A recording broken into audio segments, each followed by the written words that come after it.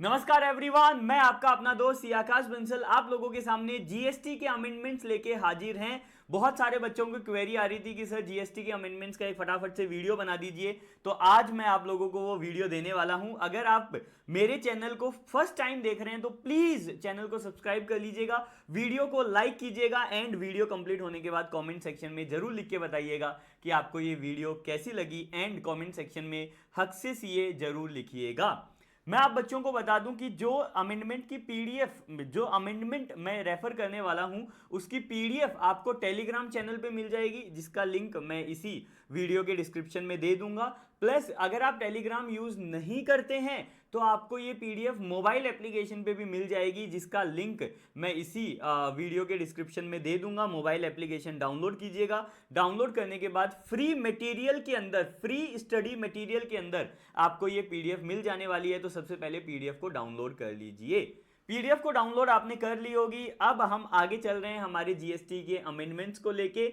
मैं आप लोगों को बता दूं कि यहां पे मैं कंप्लीट अमेंडमेंट्स आपको कवर कराने वाला हूं, और क्योंकि अमेंडमेंट्स बहुत सारी हैं तो इस वीडियो को एंड तक देखिएगा। हो सकता है ये वीडियो थोड़ा लंबा हो। एंड अपने फ्रेंड्स के साथ जरूर शेयर कीजिएगा ताकि उनके भी एक भी मार्क्स उनका ना कटे। अमेंडमेंट से मुझे इस बार उम्मीद है कि 10 to 20% का पेपर इन्हीं अमेंडमेंट्स में से कवर होने वाला है, तो इन अमेंडमेंट्स को बिल्कुल भी अवॉइड नहीं कर सकते। तो प्लीज वीडियो को लाइक कीजिएगा, पूरा देखिएगा एंड चैनल को सब्सक्राइब जरूर कर लीजिएगा। स्टार्ट करते हैं हमारा जीएसटी अमेंडमेंट्स के साथ में। सबसे पहले हम स्टार्ट कर रहे हैं बेटा चार्ज ऑफ जीएसटी। अच्छा, अमेंडमेंट्स स्टार्ट करने से पहले एक चीज मैं आपको और बता दूं कि इसी यूट्यूब चैनल पे बहुत जल्दी हम केस सिनेरियोज की वीडियो भी लेके आने वाले हैं and direct tax and GST के रिवीजन वीडियोस, जहां पे हमने 30 to 40 मिनट में कंप्लीट चैप्टर रिवाइज किया है, वो वीडियोस भी आप लोगों के लिए फ्री ऑफ कॉस्ट इसी यूट्यूब चैनल पे अपडेटेड वीडियोस फॉर May 25 आने वाली है। तो इस यूट्यूब चैनल को अगर अभी तक भी सब्सक्राइब नहीं किया है तो फटाफट से सब्सक्राइब बटन पे क्लिक कर लीजिएगा। अगर आप मुझसे कनेक्ट रहना चाहते हैं तो इसी वीडियो के डिस्क्रिप्शन में मैंने व्हाट्सएप चैनल और व्हाट्सएप ग्रुप्स का लिंक दिया है, वहां पे जाइएगा और उन व्हाट्सएप ग्रुप और व्हाट्सएप चैनल को कनेक्ट कर लीजिएगा ताकि आप कोई भी अपडेट मिस ना करें, और कोई भी अगर आपका डायरेक्ट टैक्स या जीएसटी में डाउट होता है तो वो आपका पूरा पूरा सोल्व हो जाए। अब बात आती है कि सर डायरेक्ट टैक्स के अमेंडमेंट्स कहां कवर हैं। डायरेक्ट टैक्स के अमेंडमेंट्स के हमने एक बैच बना रखा है, ट्रांजिशन बैच, जो कि आपको www.huckseca.com पे मिल जाएगा। तो फटाफट से जाइएगा और वो ट्रांजिशन बैच एनरोल कर लीजिएगा, जहां पे हमने 10 से 12 घंटे में कंप्लीट डायरेक्ट टैक्स के amendments along with question practice, updated question practice के साथ में वो अमेंडमेंट्स मैंने कवर कराई है। Don't miss that out. वहां पे कैपिटल गेन और टीडीएस के अमेंडमेंट ज्यादा इंपॉर्टेंट है, बाकी बहुत सारे चैप्टर्स में माइनर अमेंडमेंट्स भी हैं, वो भी everything is covered under that batch. GST का इस वीडियो में हम कंप्लीट अमेंडमेंट्स कवर कर लेने वाले हैं। स्टार्ट करते हैं वीडियो। सबसे पहले हम चार्ज ऑफ जीएसटी के अमेंडमेंट्स कवर करने वाले हैं। बेटा चार्ज ऑफ जीएसटी में हमारा बुक का थॉट प्रोसेस नंबर 9 था, जहां पे हमने देखा था services which are notified under 9(3) for reverse charge mechanism. ठीक है, तो यहां पे बेटा क्या अमेंडमेंट आया है, the services which were listed notified for reverse charge, वहां पे एक छोटा सा अमेंडमेंट आया है। एंट्री नंबर 5AB एक नई इंसर्ट की गई है, जो कि ये बोलती है renting of immovable property other than residential dwelling और commercial, that is commercial property. अगर अदर देन रेजिडेंशियल ड्वेलिंग अगर आपने रेंट पे दी, तो उस केस में अगर अनरजिस्टर्ड पर्सन ने रजिस्टर्ड पर्सन को रेंट पे दी तो आरसीएम लगेगा। अगर रजिस्टर्ड पर्सन ने किसी भी पर्सन को, चाहे वो रजिस्टर्ड हो या अनरजिस्टर्ड हो, तो एफसीएम लगने वाला है। आई रिपीट, अगर अनरजिस्टर्ड पर्सन रजिस्टर्ड पर्सन को देता है तो आरसीएम लगेगा, और अगर रजिस्टर्ड पर्सन किसी भी पर्सन को देता है तो एफसीएम लगेगा, चाहे ये पर्सन जो रेसिपिएंट है वो रजिस्टर्ड हो या ना हो। एक थर्ड डाउट आता है बच्चे का कि सर अगर अनरजिस्टर्ड ने अनरजिस्टर्ड को दी, तो बेटा अनरजिस्टर्ड ने अगर अनरजिस्टर्ड को दी तो एग्जाम तो नहीं होगी, लेकिन क्योंकि सप्लायर अनरजिस्टर्ड है मतलब उसका टर्नओवर एग्जम्पशन लिमिट के नीचे है, इसलिए वो जीएसटी चार्ज नहीं करेगा। यानी कि वो एग्जाम तो नहीं है लेकिन जीएसटी चार्ज नहीं करेगा, क्योंकि सप्लाई का टर्नओवर एग्जम्पशन लिमिट से कम है, मतलब वो अनरजिस्टर्ड है। तो एक चीज और लिख लीजिएगा बेटा, यहाँ पे यूआरडी अनरजिस्टर्ड टू अनरजिस्टर्ड, तो नो जीएसटी, मतलब ये टैक्सेबल तो है, ये टैक्सेबल तो है बट नो जीएसटी। ये टैक्सेबल तो है लेकिन जीएसटी चार्ज नहीं होगा। अगर यूआरडी को देगा तो टैक्सेबल तो है लेकिन जीएसटी चार्ज नहीं होगा। ये अमेंडमेंट आई होप आपको समझ आई होगी। इसके बाद में बेटा कंपोजिशन स्कीम, चाहे वो 10(1) की हो, 10(2) की हो, 10(2)A की हो, तो कोई सी भी कंपोजिशन स्कीम हो वहां पे जो रिटर्न्स है वो आपको फाइल करनी होती थी जीएसटीआर 4। कंपोजिशन टैक्सेबल पर्सन को जीएसटीआर 4 फाइल करनी होती थी, जो कि 30th of April of next financial year तक फाइल करनी होती थी। वहां पे अमेंडमेंट आ गया है और यहाँ पे 30th ऑफ जून हो गया। कहां से सर? फाइनेंशियल ईयर 24-25 से। सो जो फाइनेंशियल ईयर 24-25 की रिटर्न फाइल होगी वो 30 जून तक फाइल कर सकते हो। 30 अप्रैल वाला प्रोविजन हट गया है। अपडेट कर लीजिएगा बेटा, 30 अप्रैल को 30 जून से अपडेट कर लीजिएगा, बाकी कोई अमेंडमेंट नहीं है। ठीक है बच्चा, चलिए जी, ये आपका हो गया पहला पेज। अब आते हैं बेटा दूसरे अमेंडमेंट पे, ये है एग्जम्पशन फ्रॉम जीएसटी। अब आ जाओ बेटा एग्जम्पशन फ्रॉम जीएसटी पे। एग्जम्पशन फ्रॉम जीएसटी में आपको मिलेगा list of services exam from GST. कौन कौन सी सर्विसेज हैं जो जीएसटी में एग्जाम्प्ट है। वहां पे एजुकेशन सर्विस के अंदर एक छोटा सा अमेंडमेंट आया है, छोटा सा एंट्री ऐड हुई है, entry number 66A, affiliation service. Sir affiliation service का मतलब क्या होता है?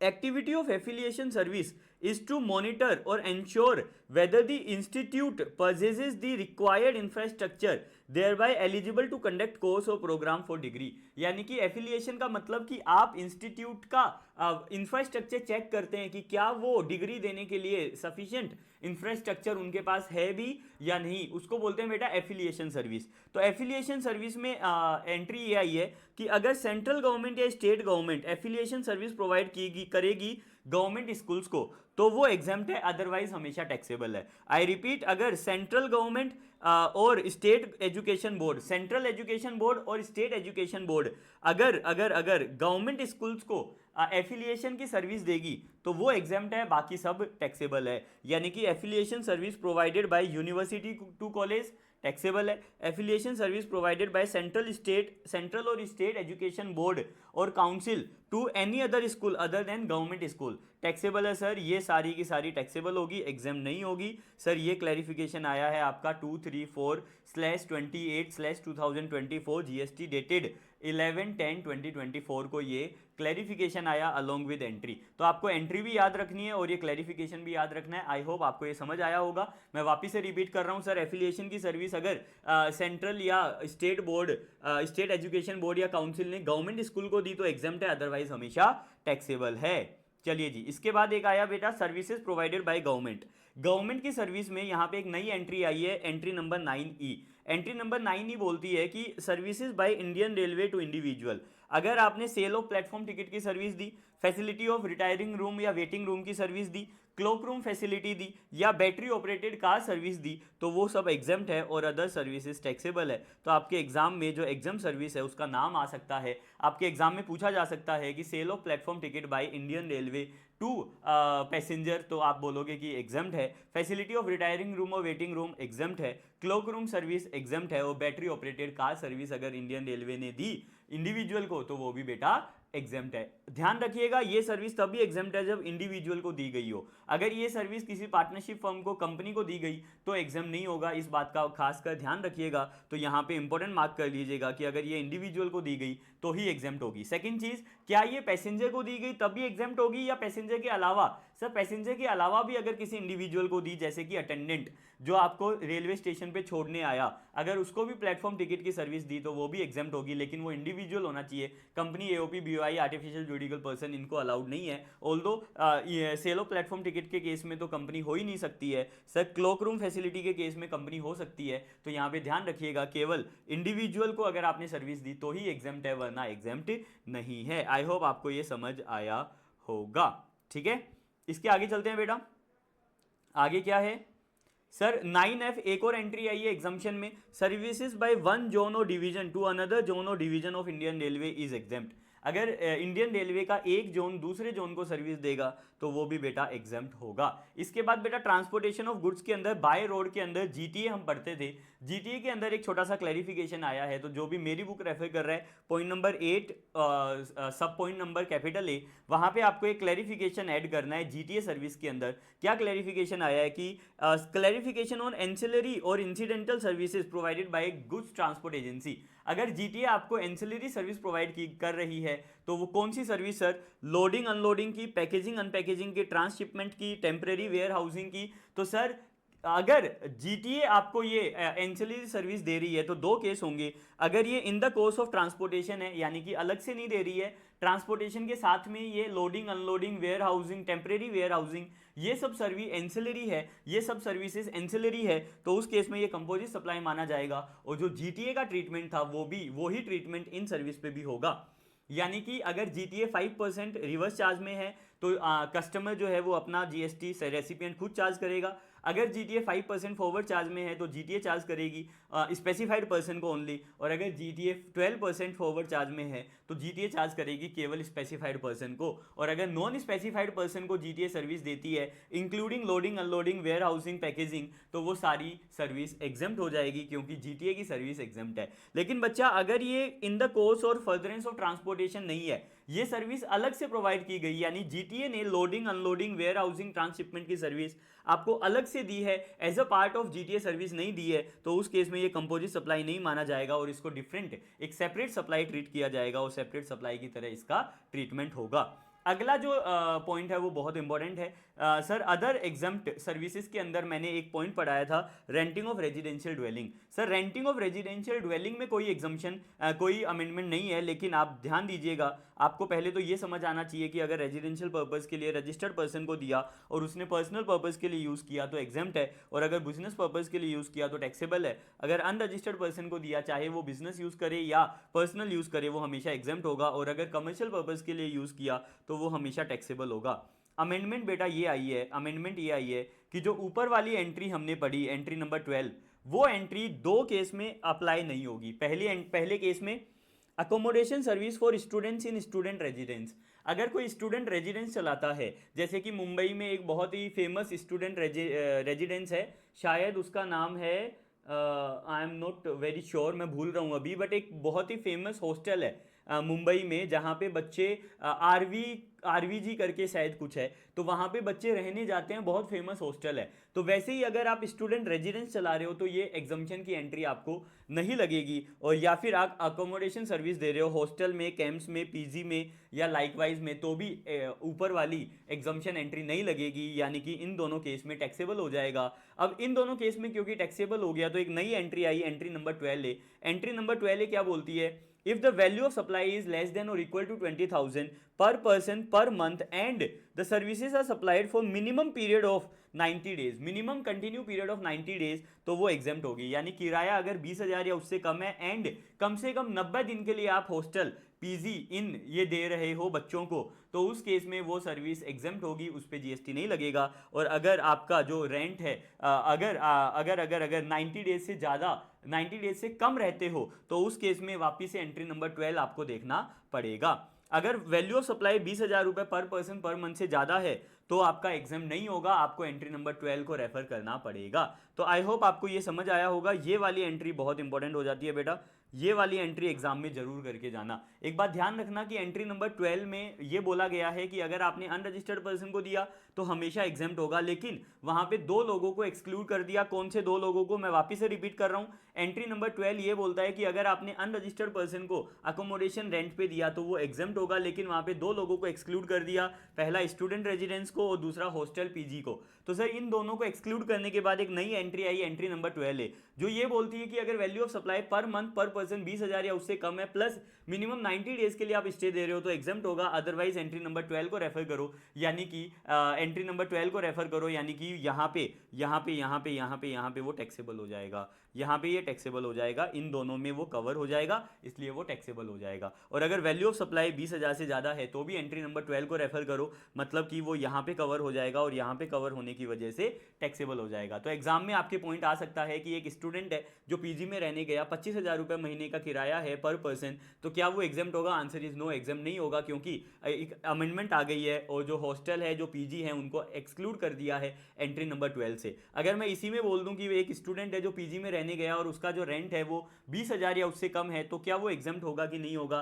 तो आंसर इज देखा जाएगा कि वो 90 डेज का कंटिन्यूस स्टे है या नहीं। अगर 90 डेज का कंटिन्यूस स्टे है तो एग्जाम्प्ट होगा, अदरवाइज एग्जाम्प्ट नहीं होगा। आई होप आपको ये एंट्री समझ आ गई होगी, बहुत इंपॉर्टेंट एंट्री है, एग्जाम पॉइंट ऑफ व्यू से इसको जरूर करके जाइएगा। मैं वापस से रिपीट कर रहा हूँ, अगर आपको ये पीडीएफ के नोट्स चाहिए तो आपको ये पीडीएफ के नोट्स या तो मेरे टेलीग्राम चैनल पे मिल जाएंगे, जिसका लिंक मैं इसी वीडियो के डिस्क्रिप्शन में दे देने वाला हूँ, या फिर आपको अगर टेलीग्राम नहीं चलाते तो मोबाइल एप्लीकेशन पे मिल जाएंगे, उसका भी लिंक मैं इसी वीडियो के डिस्क्रिप्शन में दे दूंगा, वहाँ पे जाइए और फ्री स्टडी मटेरियल के अंदर आपको ये पीडीएफ मिल जाने वाली है। कोई भी डाउट हो तो मेरा मोबाइल नंबर आपको स्क्रीन के ऊपर दिया हुआ है, उस पर आप मुझे पूछ भी सकते हैं। अगर कोई भी डाउट हो सब्जेक्ट से रिलेटेड या पीडीएफ से रिलेटेड, आप मुझसे पूछ सकते हैं। चलिए जी आगे चलते हैं बेटा, एंट्री नंबर 25A। आगे चलने से पहले जो भी बच्चा यहाँ तक ये वीडियो देख रहा है, प्लीज़ चैनल को सब्सक्राइब कीजिएगा, वीडियो को लाइक कीजिएगा एंड कमेंट जरूर करना वीडियो कंप्लीट होने के बाद में। एंड मोस्ट इंपॉर्टेंट, इस वीडियो को अपने फ्रेंड्स के साथ जरूर शेयर कीजिएगा। जैसा कि मैंने वादा किया है कि अप्रैल महीने में आप लोगों के लिए बहुत ही क्वालिटी कंटेंट मैं इस यूट्यूब चैनल पे अपलोड करने वाला हूं। जो क्वालिटी कंटेंट आप देखेंगे तो 100% आपका एग्जाम में बहुत हेल्प होने वाला है। चलिए जी आगे चलते हैं। सर एंट्री नंबर 25A एक नई एंट्री आई है, जो एंट्री ये बोलती है कि अगर इलेक्ट्रिसिटी ट्रांसमिशन और डिस्ट्रीब्यूशन यूटिलिटी ने कंज्यूमर को सप्लाई ऑफ सर्विस की है by way of providing metering equipment on rent और by providing testing for meter और ट्रांसफार्मर्स और capacitor, releasing of electricity connection, shifting of meters और service line, issuing duplicate bill etcetera. And ये जो service है ये इंसिडेंटल और ancillary है सप्लाई ऑफ ट्रांसमिशन और डिस्ट्रीब्यूशन ऑफ इलेक्ट्रिसिटी से, तो ये सारी सर्विस एग्जेम्प्ट होगी। आप बच्चों को पहले याद होगा कि ये सारी सर्विस टैक्सेबल होती थी, लेकिन इन सर्विसेज को एग्जेम्प्ट कर दिया अगर प्रोवाइडेड ये सर्विस आप एंसिलरी सर्विस दे रहे हो इन कनेक्शन विद ट्रांसमिशन और डिस्ट्रीब्यूशन ऑफ इलेक्ट्रिसिटी। ठीक है बच्चा, चलिए जी आगे चलते हैं।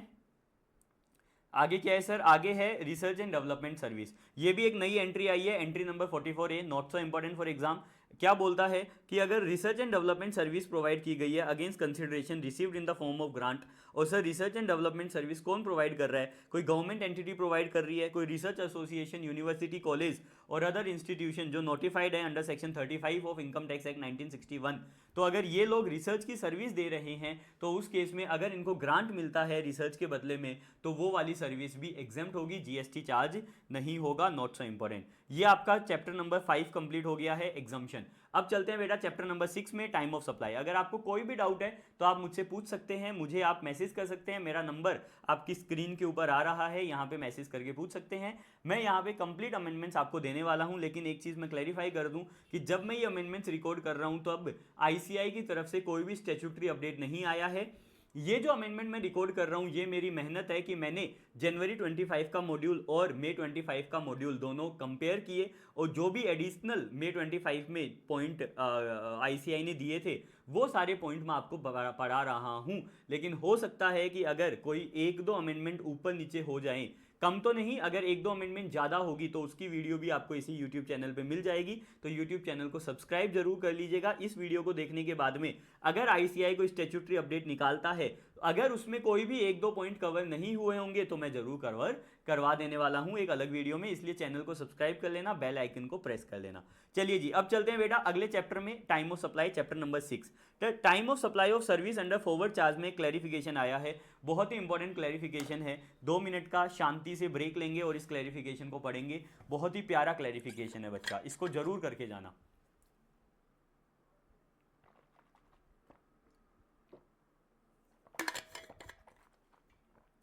क्या क्लैरिफिकेशन है, इस क्लैरिफिकेशन को समझने से पहले आप बच्चों को यह समझना पड़ेगा कि जो नेशनल हाईवे बनाते हैं कॉन्ट्रैक्टर, उनको किस तरीके का कॉन्ट्रैक्ट दिया जाता है। जो नेशनल हाईवे बनाते हैं कॉन्ट्रैक्टर, उनको जो कॉन्ट्रैक्ट दिया जाता है उसको बोला जाता है हेम मॉडल।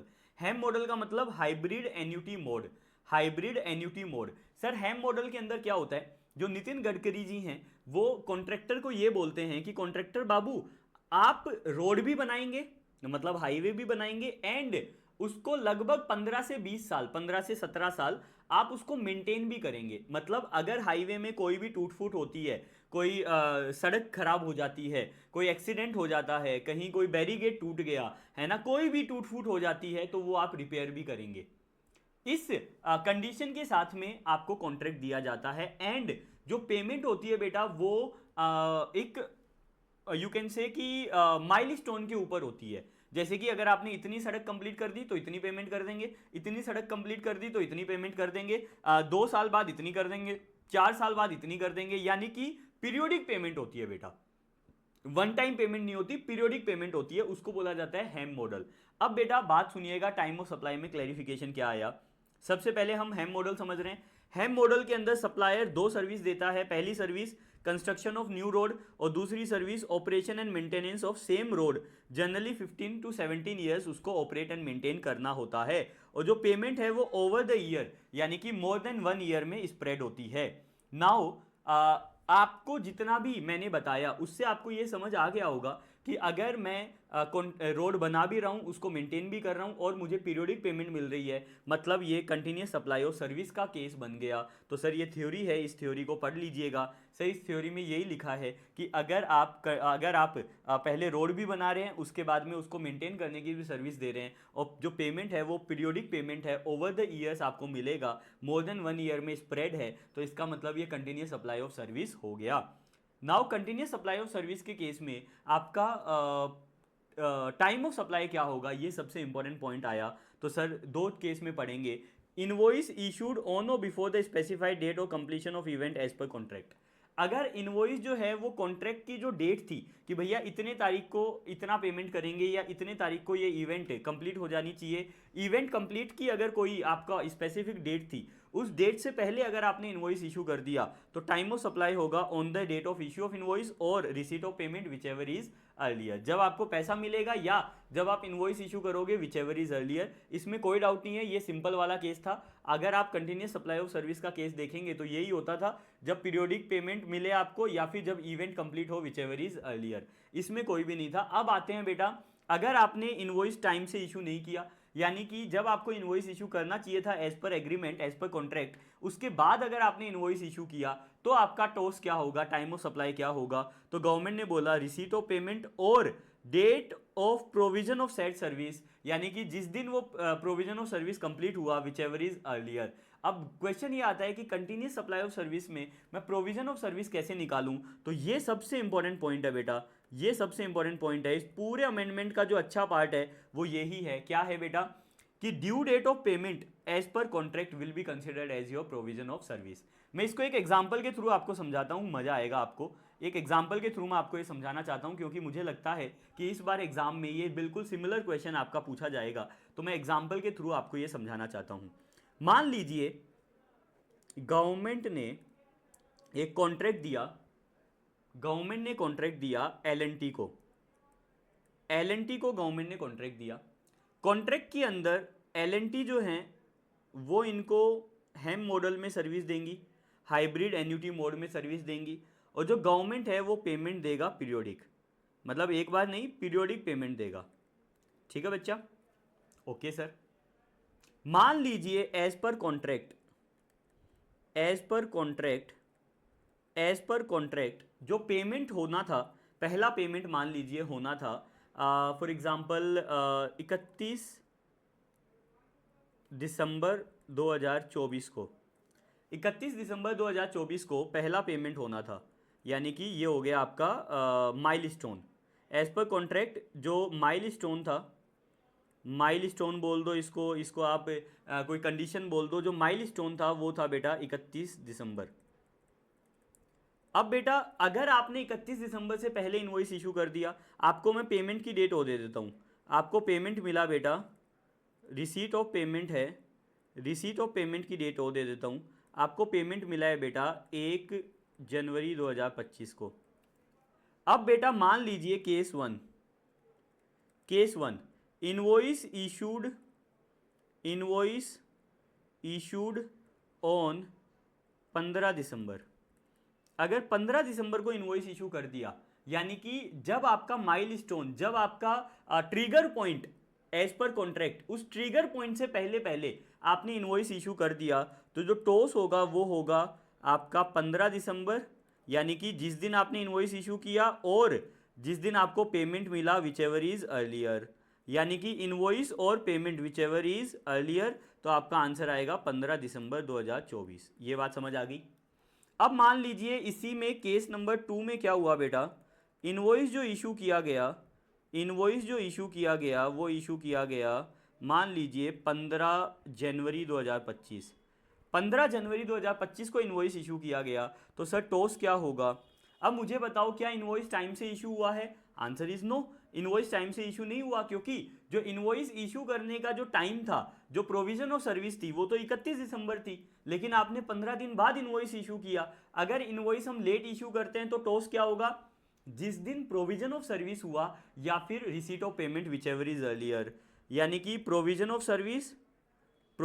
सर्विस और receipt of payment whichever is earlier, और payment whichever is earlier.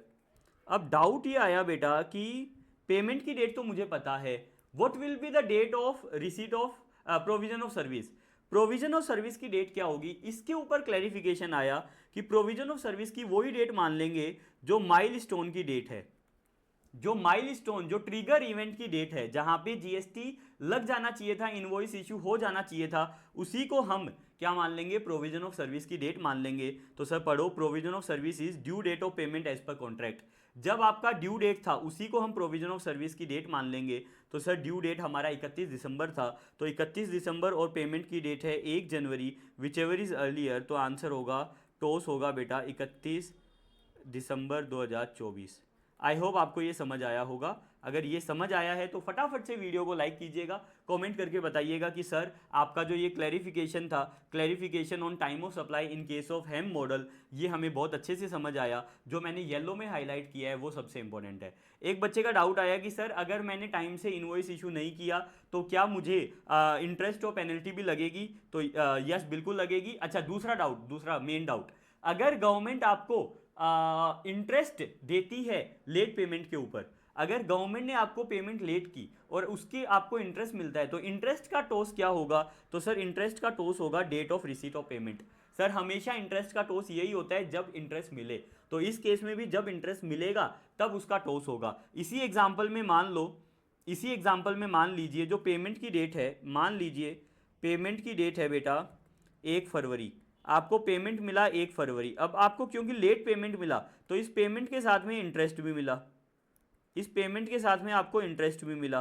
तो सर जो पेमेंट की टोस है, जो ओरिजिनल पेमेंट की टोस है, वो तो होगी या तो 15 दिसंबर या 31 दिसंबर। लेकिन सर जो इंटरेस्ट का टोस है, वो इंटरेस्ट का टोस हमेशा तभी होगा जब वो पेमेंट इंटरेस्ट मिलेगा। तो इंटरेस्ट का टोस हमेशा तब होगा जब वो इंटरेस्ट मिलेगा। तो पेमेंट का टोस तो वही होगा जो ऊपर वाले प्रोविजन हमने पढ़े कि इनवॉइस टाइम से इशू किया या इनवॉइस टाइम से इशू नहीं किया। लेकिन जो आपका इंटरेस्ट का टोस है वो हमेशा उस दिन होगा जब वो इंटरेस्ट आपको मिलेगा। तो ये वाला पॉइंट भी पढ़ लो जो मैंने रेड में हाईलाइट किया है। सर रेड में नहीं करना है, एक सेकेंड रुकिएगा बच्चा, येलो में हाईलाइट किया है।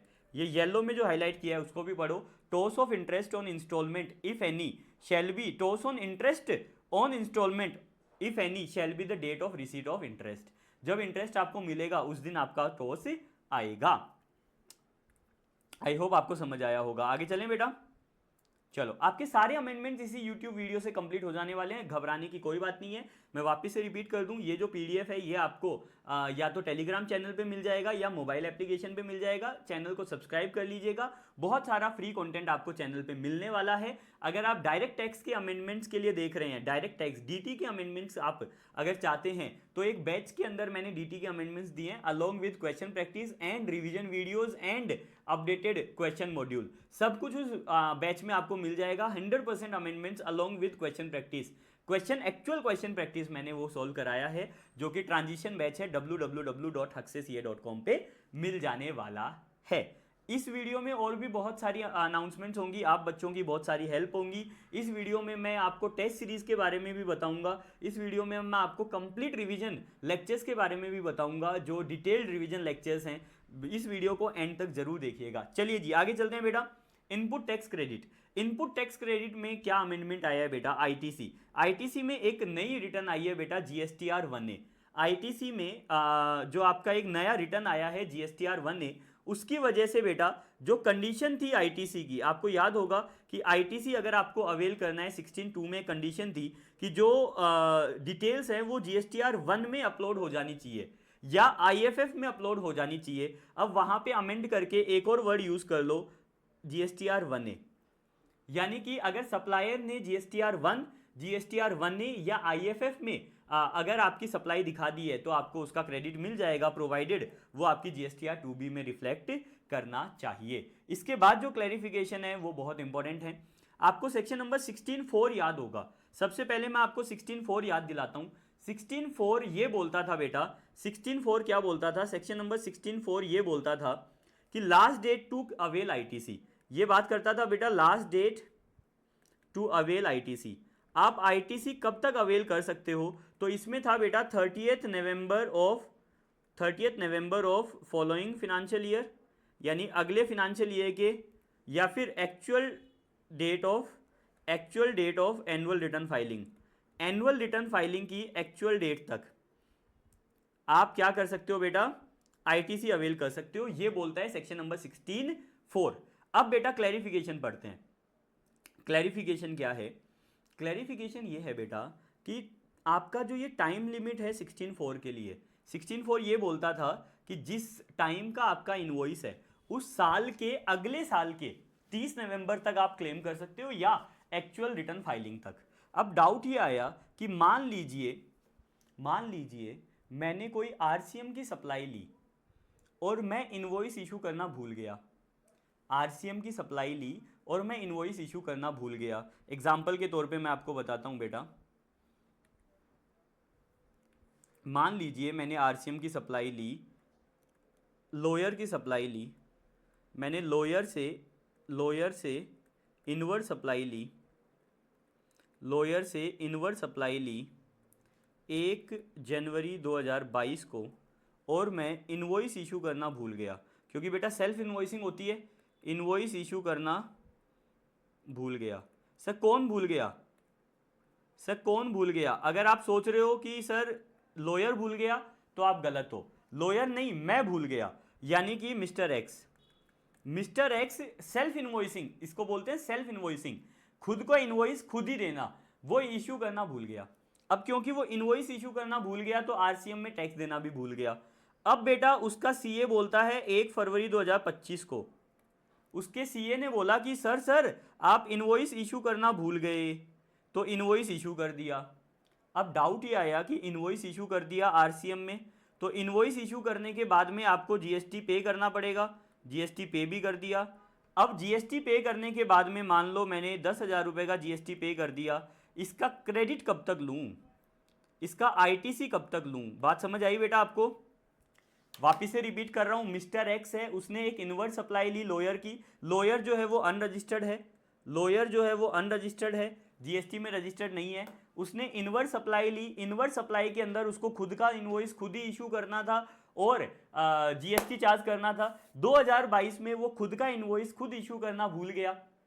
2025 में उसको याद आया कि यार मैं इनवॉइस इशू करना भूल गया, उसने खुद का इनवॉइस खुद ही इशू किया और जीएसटी भी पे कर दिया।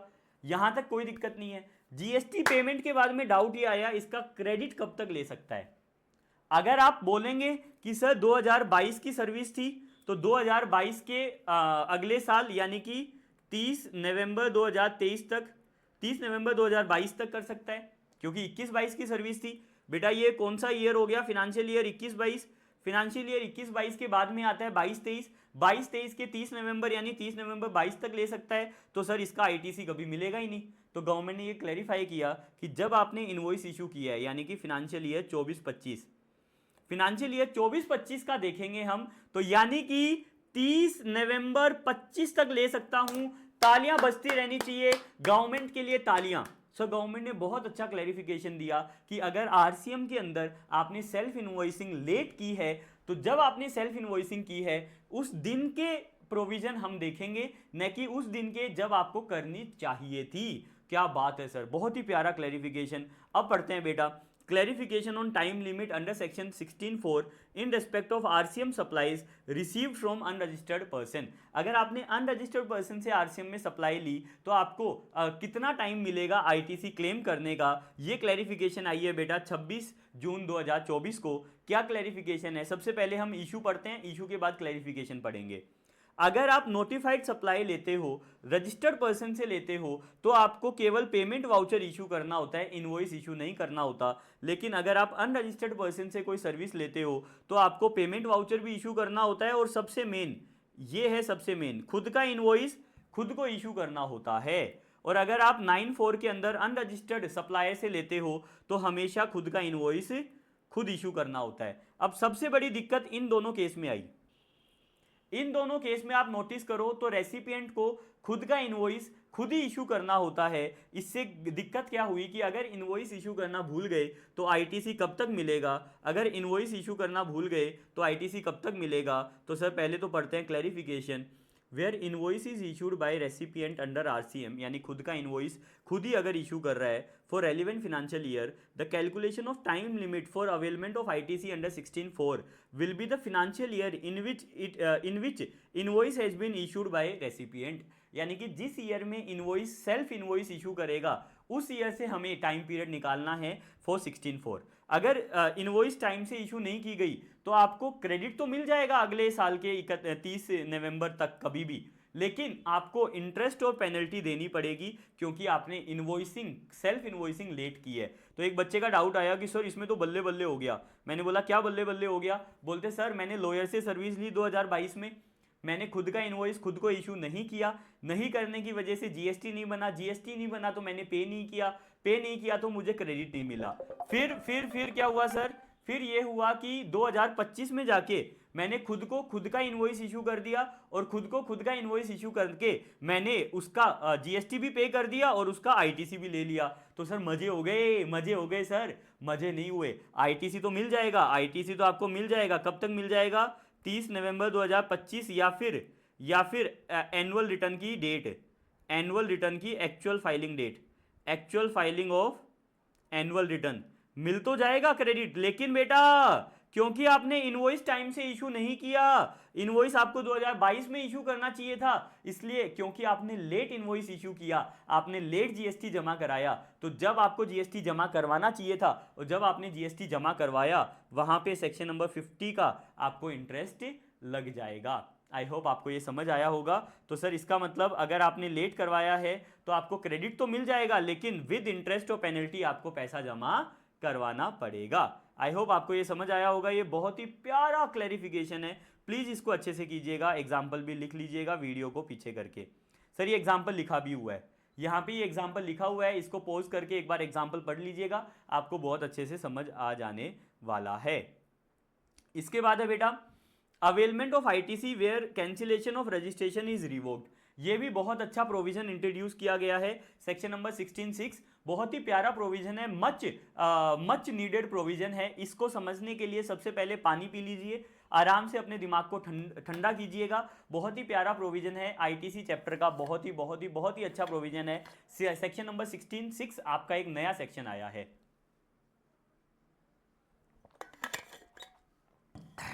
इसको मैं एग्जाम्पल से समझाता हूं बेटा, इसको मैं एक एग्जाम्पल से आपको समझाने की कोशिश करता हूं, मुझे पूरा विश्वास है कि आप लोग समझ जाएंगे। एक एग्जाम्पल से समझाने की कोशिश करता हूं।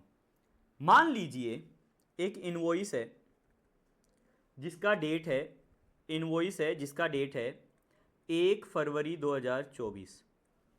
1 फरवरी 2024 का एक इनवॉइस है, ठीक है। इस इनवॉइस को आप आईटीसी कब तक ले सकते थे? आईटीसी कैन बी क्लेम्ड, इस इनवॉइस का आईटीसी क्लेम कर सकते थे। अच्छा इसमें आईटीसी भी बता देता हूं, 20,000 रुपए का आईटीसी, इसका आईटीसी क्लेम कर सकते थे। Can be claimed up to 30th of November 2024 और actual filing of annual return, actual filing of annual return. अगर ये आप लोगों ने मेरे साथ में सही बोला तो मतलब ये आपको सेक्शन नंबर 16(4) तो आता है। ये जो मैंने बातें बोली ये कौन से सेक्शन से बोली है? Section number 16 subsection 4। इनवॉइस अगर फरवरी महीने का है तो अगले साल के 30 नवंबर तक आप उसको क्लेम कर सकते हो। बिल्कुल सही बात है सर। मान लो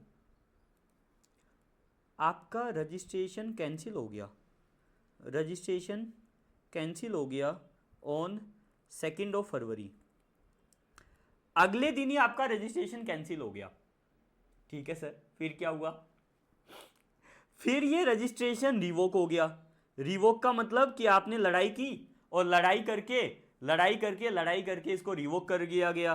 रिवोक हो गया बेटा 1 मार्च 2025 में, 1 मार्च 2025, यानी कि लगभग 13 महीने आपने लड़ाई की, और 13 महीने लड़ाई करने के बाद आप जीत गए और आपका नंबर रिवोक हो गया, यानी कि रजिस्ट्रेशन वापस से आ गया, रजिस्ट्रेशन वापस आ गया, रजिस्ट्रेशन वापस आ गया। जैसे रजिस्ट्रेशन वापस आया, अब रजिस्ट्रेशन क्योंकि वापस आ गया तो मुझे ये 20,000 रुपए का आईटीसी लेना था। 20,000 का आईटीसी कब तक ले सकते थे? नवंबर 2024। आपका रजिस्ट्रेशन रिवोक कब हुआ? 1 मार्च 2025। अब आईटीसी कैसे लेंगे? टाइम लिमिट तो जा चुका, आईटीसी अवेल करने का टाइम लिमिट जा चुका। ओ माय गॉड, अच्छा सर, मेरा जो आईटीसी 20,000 रुपए का था, उस आईटीसी का लिमिट जा चुका। क्यों जा चुका? क्योंकि मेरा रजिस्ट्रेशन कैंसिल था। रजिस्ट्रेशन कैंसिल होने की वजह से मेरा आईटीसी का पीरियड जा चुका। तो सेक्शन नंबर 16(6) ये बोलता है कि अगर आपको ओरिजिनली आईटीसी मिलना चाहिए था, मतलब आपका टाइम पीरियड एक्सपायर नहीं हुआ था और नंबर कैंसिल हो गया, तो नंबर रिवोक होने के 30 दिन के अंदर अंदर 30 दिन के अंदर अंदर आप आईटीसी वापस ले सकते हो, यानी कि 31 मार्च तक आप आईटीसी ले सकते हो 20,000 रुपए का। कितना प्यारा प्रोविजन है, तालियां बजती रहनी चाहिए गवर्नमेंट के लिए। अगर आपको ये प्रोविजन पसंद आया तो कमेंट में जरूर लिख के बताइएगा सर, बहुत ही प्यारा प्रोविजन है। तालियां बजती रहनी चाहिए निर्मला जी के लिए। अपन क्रिटिसाइज करते हैं लेकिन जो चीज अच्छी है उस पर तारीफ भी करनी चाहिए सर। बहुत ही प्यारा प्रोविजन आया सेक्शन नंबर 16(6). क्या बोलता है बेटा? Where GST registration is cancelled, where GST registration is cancelled under section 29 and subsequently the cancellation is revoked, then the time limit for availment of ITC of goods and services where ITC not availed before earlier, तो क्या होगा बेटा? अगर ITC उस time का है जो time limit already expire हो गई थी बिफोर कैंसिलेशन, कैंसिलेशन से पहले ही टाइम लिमिट एक्सपायर हो गई थी, तो उसका आईटीसी तो वापस से अलाउ नहीं होगा। लेकिन बेटा अगर जब कैंसिल हुआ था तब उसकी टाइम लिमिट एक्सपायर नहीं हुई थी, जब रजिस्ट्रेशन कैंसिल हुआ था तब टाइम लिमिट एक्सपायर नहीं हुई थी, तो उस केस में आपको आईटीसी अलाउ होगा। कब तक? जो आप रिटर्न फाइल करेंगे विद इन 30 डेज, जो विद इन 30 डेज आप रिटर्न फाइल करेंगे। कौन से पीरियड की? पीरियड फॉर द कैंसिलेशन और effective date of cancellation till period of revocation of cancellation. इसके बीच की जो आप रिटर्न फाइल करेंगे 30 दिन में, उस 30 दिनों में आप आईटीसी क्लेम कर सकते हो। कितना प्यारा प्रोविजन है, मुझे गवर्नमेंट पे नाज है कि इतना प्यारा प्रोविजन उन्होंने बनाया। इसको थ्योरी को पढ़ लीजिएगा, पक्का पक्का आपको समझ आ ही गया होगा। यहाँ पे एक एग्जाम्पल भी है, इस एग्जाम्पल को पढ़ेंगे तो एग्जाम्पल से भी आपको और बेटर अंडरस्टैंडिंग हो जाएगी। अगर आप बच्चों को ये नोट्स, मैं आप बच्चों को एक चीज बताना भूल गया कि ये जितने भी नोट्स हैं, ये नोट्स मैंने केवल आपके लिए नहीं बनाए, मेरी कंप्लीट बुक इसी तरीके से डिजाइंड है। मेरी कंप्लीट जीएसटी की बुक इसी तरीके से डिजाइंड है अलोंग विद एग्जांपल्स। आप लोगों को स्क्रीन पे दिख रहा होगा। इवन नॉट ओनली जीएसटी, मेरी जो डायरेक्ट टैक्स की बुक है, जो मेरा डायरेक्ट टैक्स का बुक है वो भी इसी तरीके से डिजाइंड है। जो मेरा डायरेक्ट टैक्स का बुक है वो भी इसी तरीके से चार्ट फॉर्मेट में डिजाइंड है। अगर आपको ये चार्ट फॉर्मेट पसंद आ रहा है, अगर आपको मेरी राइटिंग पसंद आ रही है, अगर आपको लगता है कि सर मैं शॉर्ट में बहुत अच्छे से पढ़ पा रहा हूं, एक भी टॉपिक छोड़ा नहीं है, केवल चार्ट फॉर्मेट में आपको बताया है, तो इन बुक्स को फटाफट से एनरोल कर लीजिएगा। एनरोल कहां से करेंगे? आपकी स्क्रीन के ऊपर लिखा होगा www.huxesca.com, वहां से आप एनरोल कर लेना। आपके घर पे 4 से 5 दिन में ये बुक्स पहुंच जाएंगी। पीडीएफ इसका अवेलेबल नहीं है। चलिए जी आगे चलते हैं बेटा। ब्लॉक क्रेडिट, ब्लॉक क्रेडिट में एक छोटा सा क्लैरिफिकेशन आया। क्या क्लैरिफिकेशन है? आपको मोटर व्हीकल याद होगा, आपको याद होगा कि अगर मोटर व्हीकल पैसेंजर ट्रांसपोर्टेशन है, 13 से ज़्यादा है तो आईटीसी अलाउड है। अगर 13 से कम सीटिंग कैपेसिटी है या 13 लोगों की सीटिंग कैपेसिटी है तो 3 केस में आईटीसी अलाउड है। अगर आपने उसको ड्राइविंग की ट्रेनिंग के लिए लिया, अगर आप वो फर्दर सप्लाई कर रहे हो, या फिर आप या तो फर्दर सप्लाई कर रहे हो या पैसेंजर ट्रांसपोर्टेशन सर्विस दे रहे हो, तो आपको आईटीसी अलाउड है, वरना आईटीसी अलाउड नहीं है। सर यहाँ पे डाउट क्या आया कि मान लो मेरे पास एक व्हीकल है जो कि मैं डेमो पर्पस के लिए रखता हूं, और वो डेमो मेरे को जरूरी है पोटेंशियल बायर्स को दिखाने के लिए। जैसे कि आप सुजुकी मारुति के शोरूम में गए हो, मारुति के शोरूम में जाके आपने कार देखी और कार को चलाया, तो वो जो कार आपने चलाई क्या उसका आईटीसी भी मिल जाएगा?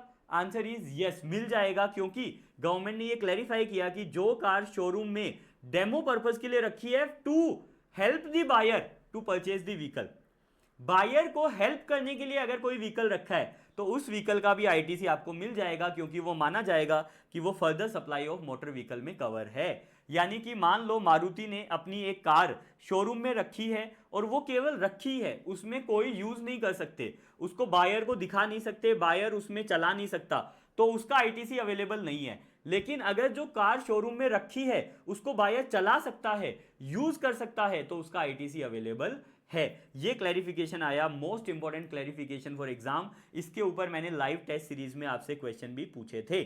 चलिए जी, अगला क्लैरिफिकेशन क्या आया, वर्क्स कॉन्ट्रैक्ट का क्लैरिफिकेशन आया। वर्क्स कॉन्ट्रैक्ट सर्विस आपको याद होगा क्लोज सी में है। क्या बोलता है सर कि अगर आपने immovable property plant and machine दी, अगर आपने वर्क्स कॉन्ट्रैक्ट की सर्विस दी तो आपको आईटीसी अलाउड है, लेकिन अगर आपने लैंड और बिल्डिंग के लिए सर्विस दी तो आपको आईटीसी अलाउड नहीं है। वहां पे एक और चीज बोला गया कि अगर आपने outside factory line, outside factory अगर आपने पाइपलाइन बिछाई, अगर आपने आउटसाइड फैक्ट्री पाइपलाइन बिछाई तो उसका वर्क्स कॉन्ट्रैक्ट का आईटीसी अलाउड नहीं है, एंड टेलीकम्युनिकेशन टावर का भी आईटीसी अलाउड नहीं है। ये आपको याद होगा वर्क्स कॉन्ट्रैक्ट के केस में। अगर याद नहीं था तो प्लीज नोट्स को रेफर कीजिएगा, इतना याद कीजिएगा। इतना करने के बाद अब बेटा क्या क्लैरिफिकेशन आया, क्लैरिफिकेशन ये आया है कि optical fibre cable OFC, optical fibre cable जो जमीन के अंदर बिछाते हैं, उसको बिछाने के लिए आपको डक्ट बनानी पड़ती है, मैनहोल यानी कि खड्डे खोदने पड़ते हैं, आपको डक्ट बनानी पड़ती है, खड्डे खोदने पड़ते हैं। तो क्या वो डक्ट बनाना और खड्डे खोदने का जो वर्क्स कॉन्ट्रैक्ट है उसका आपको आईटीसी मिल जाएगा? आंसर इज मिल जाएगा, क्योंकि वो प्लांट एंड मशीनरी का पार्ट माना गया है। बहुत इंपॉर्टेंट क्लैरिफिकेशन है, इसको पूरा रीड कर लीजिएगा। आपको डक्ट और मैनहोल का जो आईटीसी है, वर्क्स कॉन्ट्रैक्ट का आईटीसी है, वो भी आपको आईटीसी मिल जाएगा, क्योंकि वो जरूरी है ऑप्टिकल फाइबर को बिछाने के लिए। Is that okay? चलिए जी, ये हो गया अपना, आगे चलते हैं। चलो 50% अपना हो गया है, 50% बाकी है, बहुत जल्दी जल्दी फटाफट कर लेंगे। चलो, ये मैंने आपको बता दिया, ducts and manholes are covered under definition of plant and machinery and not specifically excluded, therefore ITC is not restricted. Not restricted का मतलब आईटीसी अलाउड, नॉट रेस्ट्रिक्टेड का मतलब आईटीसी अलाउड है। ठीक है बच्चा? चलिए जी, आगे चलते हैं। बहुत ही सिंपल अमेंडमेंट है रजिस्ट्रेशन चैप्टर में। रजिस्ट्रेशन चैप्टर में आपको कंपल्सरी रजिस्ट्रेशन का एक पॉइंट याद होगा। ये सब मेरे नोट्स के हैं बेटा, ये मेरे नोट्स हैं, उन नोट्स को ही मैंने कट कॉपी पेस्ट कर दिया ताकि मैं आपको ये सारे जो भी अमेंडमेंट्स है वो कवर करा दूं। तो सर, कंपल्सरी रजिस्ट्रेशन में आपको याद होगा कि अगर कोई सप्लायर ऑफ आरसीएम सप्लाई है, तो अगर वो एक्सक्लूसिवली आरसीएम सप्लाई करता है तो उसको जीएसटी नंबर लेने से एग्जम्पशन है। अगर आप केवल आरसीएम सप्लाई कर रहे हो तो आपको जीएसटी नंबर लेने का जरूरत नहीं है। वहां पे एक अमेंडमेंट आया है कि अगर आप मेटल स्क्रैप के सप्लायर हो, जो जिसका आरसीएम में सप्लाई है, तो भी आपको रजिस्ट्रेशन लेना पड़ेगा, यानी कि टर्नओवर बेस आपको रजिस्ट्रेशन लेना ही पड़ेगा। उसको एग्जम्पशन से बाहर कर दिया। किसको बाहर कर दिया? मेटल स्क्रैप सप्लायर को। Not important for exam, metal scrap supplier को बाहर कर दिया, बाकी प्रोविजन वैसा का वैसा ही है। अब दूसरा अमेंडमेंट आया, बहुत ही छोटा अमेंडमेंट है, revocation of cancellation of registration. Revocation of cancellation के बाद में रिवोक करवाने का जो टाइम लिमिट था वो पहले था बेटा 90 days and it can be further extended for 90 days. मतलब 90 दिन के अंदर अंदर आपको एप्लीकेशन करनी पड़ती है, और 90 दिन का कमिश्नर को पावर थी कि और 90 दिन तक एक्सटेंड कर सकता है। अब यहाँ पे बेटा 90 दिन की जगह 180 दिन कर दिए हैं, यानी कि 90 दिन तक आप अप्लाई कर सकते हो। अगर 90 दिन में आपने रिवोकेशन के लिए अप्लाई नहीं किया तो आप कमिश्नर को रिक्वेस्ट कर सकते हो, और कमिश्नर आपको 90 प्लस 180 दिन एक्स्ट्रा दे सकता है। 180 दिन एक्स्ट्रा दे सकता है आपको रिवोकेशन की एप्लीकेशन डालने के लिए। तो यहाँ पे 180 डेज आप नोट कर लीजिएगा। आपकी बुक में 90 प्लस 90 लिखा होगा, इसको 90 प्लस 180 कर लीजिएगा, बाकी सब कुछ सेम है। चले आगे। चलिए जी, अब आते हैं बेटा tax invoice, credit note, debit note में एक छोटा सा अमेंडमेंट है। क्या अमेंडमेंट है? आपको याद होगा कि रेसिपिएंट की डिटेल आपको बतानी होती है इनवॉइस के अंदर। वहां पर आपको ये याद होगा कि अगर रजिस्टर्ड रेसिपिएंट है तो आपको उसका नाम, उसका एड्रेस, उसका जीएसटी नंबर बताना पड़ेगा। लेकिन अनरजिस्टर्ड रेसिपिएंट है तो वहां पे एक अमेंडमेंट आई है कि अगर आपने सप्लाई की है ऑनलाइन मनी गेमिंग की, या फिर आपने सप्लाई की है ईसीओ की, ईसीओ के थ्रू सप्लाई की है, यानी कि या तो आप ऑनलाइन मनी गेमिंग की सप्लाई कर रहे हो या जैसे कि ड्रीम 11, या फिर आप ईसीओ के थ्रू सप्लाई कर रहे हो, तो रेसिपिएंट का आपको स्टेट का नाम लेना ही पड़ेगा। आपको स्टेट का नाम तो मिनिमम लिखना ही पड़ेगा इनवॉइस के ऊपर। पहले ऐसा नहीं था, पहले ऐसा नहीं था, अब ये अमेंडमेंट आ गया है कि अगर आप ऑनलाइन गेमिंग की सर्विस दे रहे हो रेसिपिएंट को जो कि अनरजिस्टर्ड है, या फिर आप ईसीओ के थ्रू सप्लाई कर रहे हो, किसकी सर, सर्विस की सप्लाई कर रहे हो ईसीओ के थ्रू, तो आपको क्या करना पड़ेगा बेटा, नेम ऑफ स्टेट कम से कम लिखना ही पड़ेगा। इसके बाद में बेटा ये कोई अमेंडमेंट नहीं है। अदर सप्लाई के केस में अगर वैल्यू 50,000 या उससे ज़्यादा है तो आपको ये 3 चीज़ें लिखनी पड़ेगी। अगर वैल्यू 50,000 से कम है तो आपको ये चीज़ें लिखनी है तो लिखो, नहीं लिखोगे तो भी चलेगा। अब बेटा एक छोटा सा क्लैरिफिकेशन आया ई इनवॉइस में। ई इनवॉइस पे आ जाओ बेटा, thought process number 5, TP number 5 पे आ जाओ। ई इनवॉइस में एक छोटा सा क्लैरिफिकेशन आया। क्या क्लैरिफिकेशन आया कि मान लीजिए अगर आप गवर्नमेंट डिपार्टमेंट या पीएसयूज जो केवल 51 के लिए रजिस्टर्ड हैं, सेक्शन नंबर 51 में टीडीएस करना होता है गवर्नमेंट एजेंसी और पीएसयूज को, अगर वो सेक्शन नंबर 51 के लिए जीएसटी में रजिस्टर्ड है और आप उनको कोई सप्लाई करते हो तो क्या आपको ई इनवॉइस लगानी पड़ेगी। क्योंकि आपको याद होगा तो ई इनवॉइस जो ई इनवॉइस है वो केवल B2B सप्लाई पे लगता है। B2B सप्लाई यानी बिजनेस टू बिजनेस सप्लाई पे ही, B2B सप्लाई पे ही ई इनवॉइस लगता है, बाकी पे ई इनवॉइस नहीं लगता।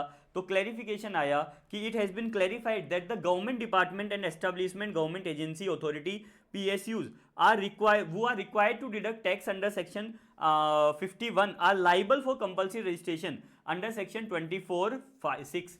तो क्योंकि ये कंपल्सरी रजिस्ट्रेशन 24(6) में लेते हैं इसलिए ये रजिस्टर्ड पर्सन ट्रीट होंगे, और अगर ये रजिस्टर्ड पर्सन ट्रीट होंगे तो इनको जो भी सप्लाई करोगे वो B2B सप्लाई मानी जाएगी, और क्योंकि B2B सप्लाई मानी जाएगी तो ई इनवॉइस एप्लीकेबल होगा। यानी कि अगर मिस्टर एक्स है जो कि सप्लायर है और यहाँ पे मान लो पंचायत है, पंचायत जो है वो रेसिपिएंट है, तो मिस्टर एक्स ने जो भी पंचायत को मान लो 3 लाख रुपए की सप्लाई की, तो यहाँ पे 3 लाख रुपए का ई इनवॉइस बनेगा। ई इनवॉइस क्यों बनेगा, क्योंकि जो पंचायत है वो रजिस्टर्ड मानी जाएगी, चाहे वो केवल 51 के लिए रजिस्टर्ड क्यों ना हो, लेकिन वो जीएसटी में रजिस्टर्ड मानी जाएगी, इसलिए यहाँ पे क्या लगेगा बेटा, ई इनवॉइसिंग लगेगा। चलिए जी, अब चलते हैं अगले चैप्टर पे, पेमेंट ऑफ टैक्स। बस होने ही वाला है, घबराने वाली कोई बात नहीं है, लगभग 1 घंटे में हम अमेंडमेंट्स कवर कर देंगे। एक छोटी सी अनाउंसमेंट और भी है, तो वीडियो को एंड तक जरूर देखिएगा, वीडियो को स्किप मत कीजिएगा। मुझे ये उम्मीद है कि आपने वीडियो को कंप्लीट करने के बाद इस पर कॉमेंट भी करके जाओगे, लाइक भी करोगे, फ्रेंड्स को शेयर भी करोगे, एंड अगर आप मुझसे कनेक्ट रहना चाहते हैं, कोई भी डाउट पूछना चाहते हैं, एग्जाम तक मैं आपकी पूरी हेल्प करने के लिए बाध्य हूं। अगर आप मुझसे कोई डाउट पूछना चाहते हैं, कनेक्ट रहना चाहते हैं, तो इसी वीडियो के डिस्क्रिप्शन में मैंने व्हाट्सएप और टेलीग्राम का लिंक दिया है, वहां पे आ जाओ और मेरे से कनेक्ट करो। घबराने की कोई बात नहीं है, हम मिलके इस बार जरूर पार करेंगे, अब की बार आखिरी बार। चलिए जी आगे चलते हैं बेटा, पेमेंट ऑफ टैक्स में क्या अमेंडमेंट है। पेमेंट ऑफ टैक्स में बहुत ही प्यारा अमेंडमेंट है, बहुत ही अच्छा अमेंडमेंट है। पेमेंट ऑफ टैक्स का अमेंडमेंट समझने से पहले आपको यह पता होना चाहिए कि सेक्शन नंबर 50 का इंटरेस्ट कैसे कैलकुलेट होता है। अगर आपको सेक्शन नंबर 50 का इंटरेस्ट का कैलकुलेशन नहीं पता तो आपको ये अमेंडमेंट शायद नहीं समझ आएगी, बट इंपॉर्टेंट बहुत है। तो अगर आपको लगता है कि सर मुझे प्रोविजन ही नहीं पता है, तो मैं आपको रिकमेंड करूंगा कि हमारे डिस्काउंटेड बैच आप एनरोल कर लीजिएगा और वहां से समझ लीजिएगा। बहुत ही मिनिमम प्राइस में मैंने आपको कंप्लीट बैच अवेलेबल करा दिया है। चलिए जी, www.haksesca.com को आपको डिटेल मिल जाएगी।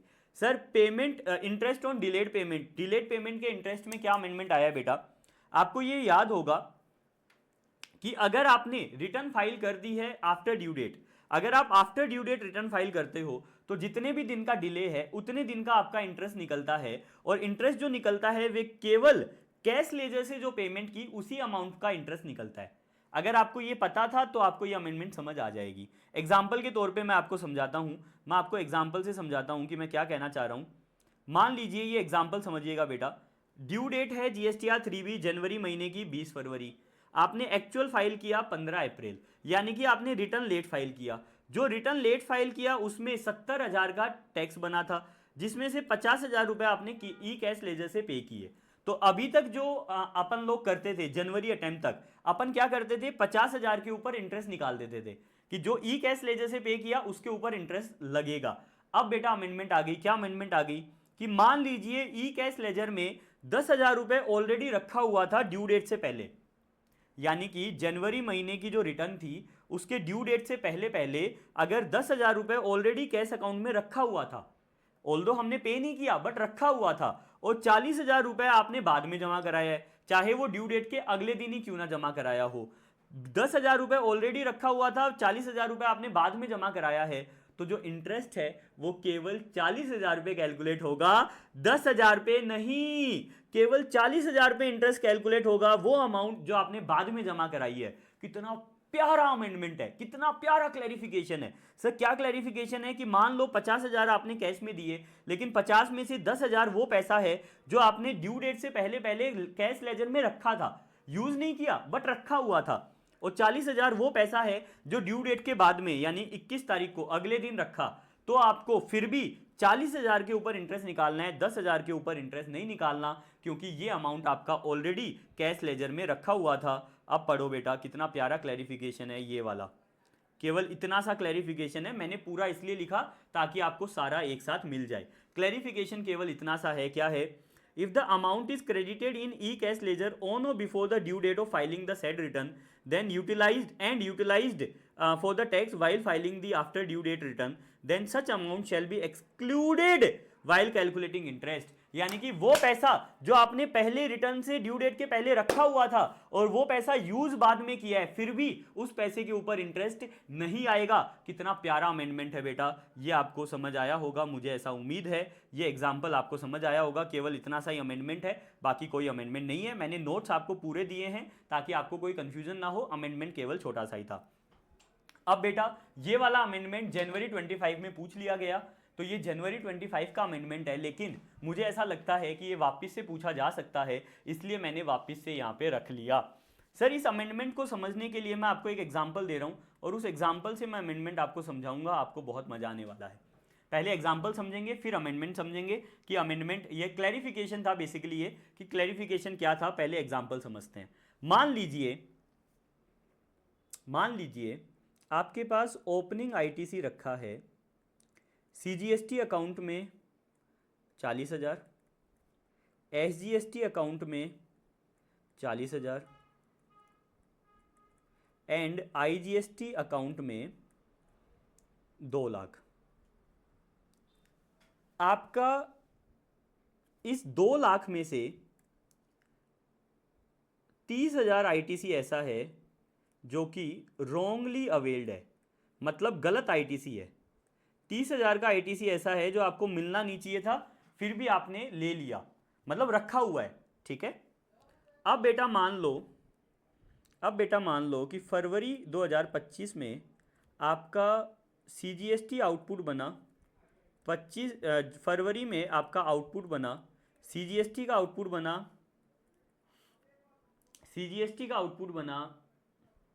1,20,000, एसजीएसटी का आउटपुट बना 1,20,000 और आईजीएसटी आपका आउटपुट बना 0, ठीक है। अब आपका सबसे पहले तो मुझे बताओ क्लोजिंग बैलेंस कितना बचा। एक सेकंड में देख लेता हूँ, सही तो है ना, 20 नहीं, इसको करो आप 30 करो। अब मुझे बताया ना क्लोजिंग आईटीसी कितना बचा। सब लोग मन में बोलेंगे क्लोजिंग आईटीसी कितना बचा, क्लोजिंग आईटीसी कितना बचा। इस क्लोजिंग आईटीसी को निकालने के लिए आपको मैनर ऑफ यूटिलाइजेशन पता होना चाहिए। अगर आपको मैनर ऑफ यूटिलाइजेशन नहीं आता तो आप ये नहीं निकाल पाएंगे। तो इस क्लोजिंग आईटीसी को निकालने के लिए आपको मैनर ऑफ यूटिलाइजेशन पता होना जरूरी है। अगर किसी को मैनर ऑफ यूटिलाइजेशन पता है तो वो क्या बोलेगा कि सर सबसे पहले ये जो 2 लाख का आईटीसी है वो आपका माइनस होगा। तो सर 2 लाख का आईटीसी माइनस होगा तो 1.5 लाख, तो मान लो 1 लाख यहां से माइनस हो गया और 1 लाख यहां से माइनस हो गया।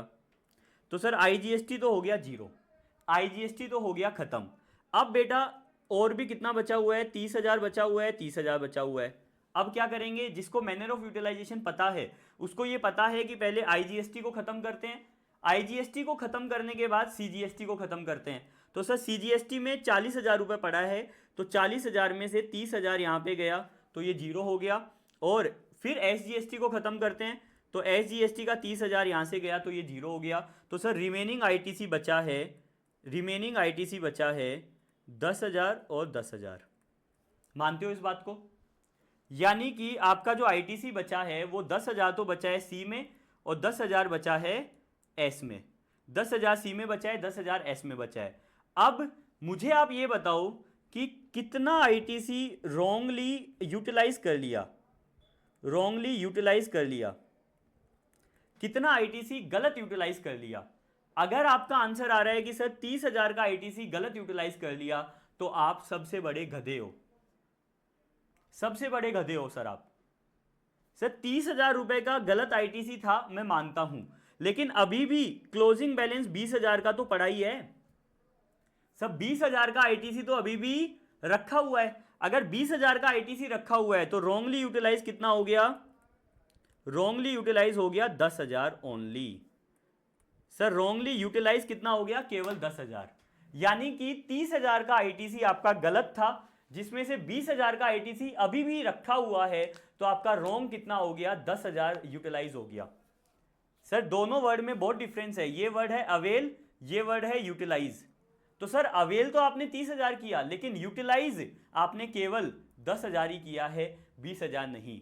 अब एक बच्चे का डाउट आएगा कि सर आप गलत कह रहे हो। क्यों गलत कह रहे हो? कि सर आप ही ने तो बोला ये पूरा का पूरा 2 लाख रुपए पहले माइनस करेंगे। तो सर पूरा 2 लाख माइनस कर लिया तो पूरा 30,000 गया। ये तो क्लैरिफिकेशन आई थी कि जब हम रॉन्गली यूटिलाइज देखेंगे तब हम इंडिविजुअल अकाउंट नहीं देखेंगे, हम ग्रुप देखेंगे, पूरा ग्रुप देखेंगे। पूरा ग्रुप कितना है? 20,000। पूरा ग्रुप कितना है? 20,000। पूरा ग्रुप अगर 20,000 रुपए पड़े हुए हैं और 30,000 का रॉन्ग था तो 10,000 ही यूटिलाइज हुआ है।